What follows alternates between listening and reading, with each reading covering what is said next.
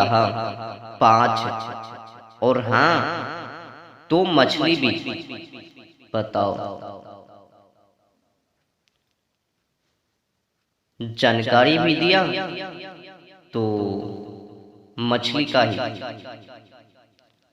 मुझे तो कभी कतार ऐसा लगता है कि कहीं ना कहीं ये लिखने वाले मछली के झुंड में ही पैदा लिया, जन्म लिया होगा, तभी तो कहीं पर कुछ तो कहीं पर कुछ। बार बार जानवरों की हिंसा, कभी कीट, कभी पतंग, कभी कुछ तो कभी कुछ।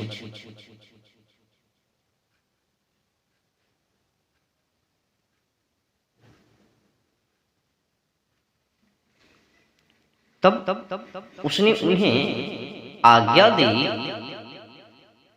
कि सबको हरी घास पर पंक्ति पंक्ति से बैठा दो। वे 100 और 50 करके पंक्ति पंक्ति बैठ गए और उसने उन 5 रोटियों को और 2 मछलियों को लिया और स्वर्ग की ओर देखकर धन्यवाद किया और रोटियां तोड़ तोड़ कर चेले को देता गया। अब बताओ, 5 रोटी और 2 मछलियां तोड़कर दिया, परोसा और स्वर्ग की ओर देखकर धन्यवाद किया। अब समझ सकते हो कि ऐसा दुस्साहस, कालाकृत काला अध्याय कौन रह सकता है। अब आपको लगता है कि इस तरह की आज्ञा ईश्वरकृत या फिर विद्वानकृत? मुझे तो नहीं लगता है। अगर ईश्वरकृत होता या फिर बड़े विद्वानकृत होता तो इस ढंग से सजा हुआ नहीं, बेहतर तरीकाओं से हिंसा, विद्या, मानवता का ध्यान रखते हुए, पर इसमें है ही नहीं। अब मछली को खाना, बछड़ों को खाना, बकरों को खाना, ये तो मानवता है ही नहीं। इससे यही सिद्ध है कि ये बाइबल ईश्वरकृत या फिर बड़े विद्वानकृत है ही नहीं। बड़े विद्वान के द्वारा भी ये लिखावट नहीं है। अब समझ लो, अगर ईश्वरकृत होता या फिर बड़े विद्वान के द्वारा लिखा हुआ तो फिर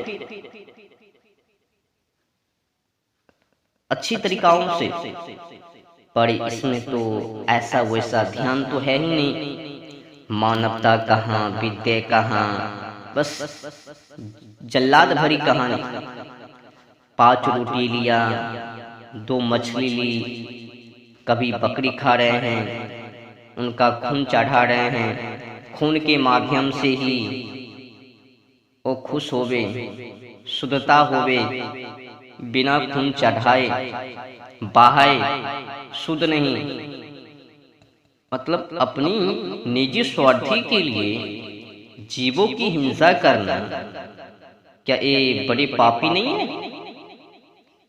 अब अपनी भूख को मिटाने के लिए निर्दोष मछली को खाना, क्या ये बड़े महापापी नहीं कहलाए? अब बस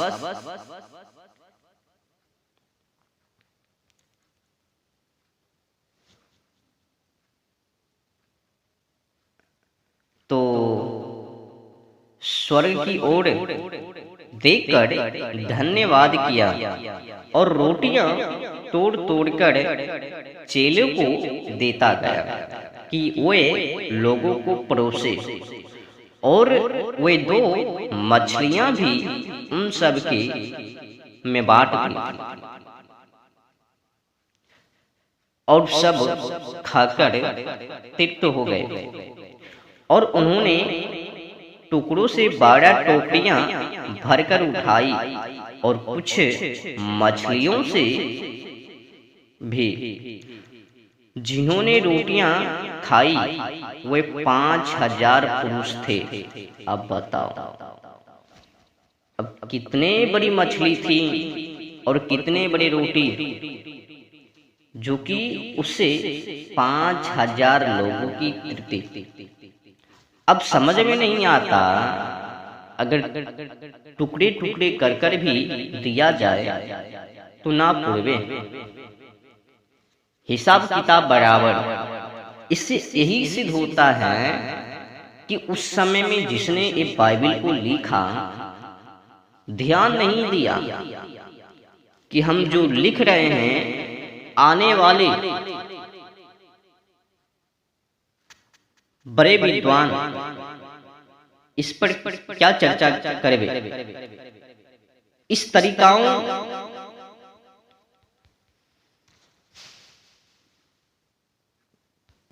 से लिखने पर इसे बड़े विद्वान का